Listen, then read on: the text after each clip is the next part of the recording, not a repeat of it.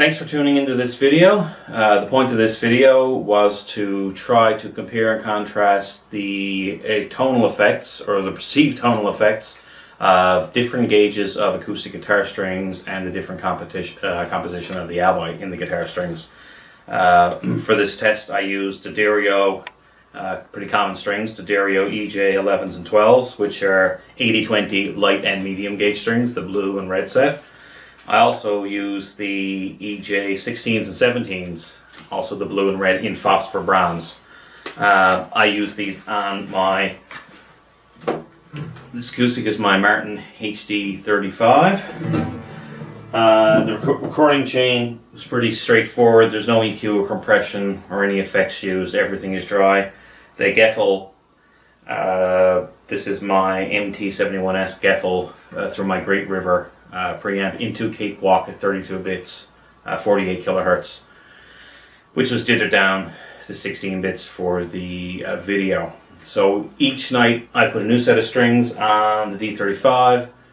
I'd allow them to stretch and tune them up. I'd leave them in the studio overnight, and the next day I'd retune them, give them a little stretch, and play them, record the video.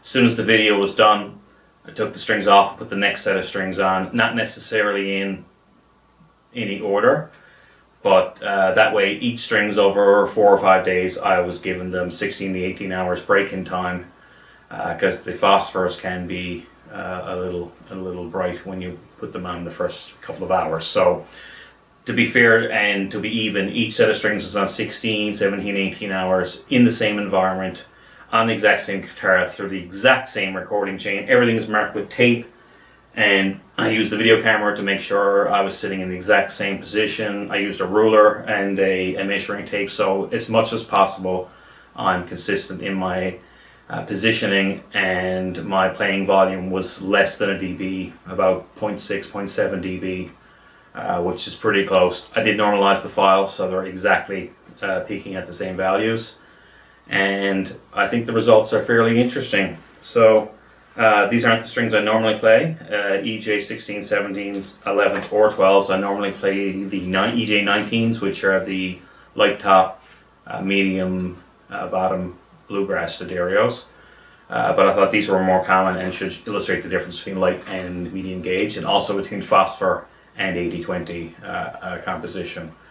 So results are pretty interesting. I'll do them without letting people know what is what. Let people guess and see if the myth of medium gauge strings giving you more bass or giving you more tone. Let's see how true that is. I was surprised by some of the results. So thanks for tuning in the video, and have a listen, see if you can tell what gauge string is what, or what composition string is what. I won't show the videos of me playing, so I won't throw it away, give it away. But the audio files, like I said, are the variables are eliminated as much as possible. So with that, let's listen to the 4 sets of strings.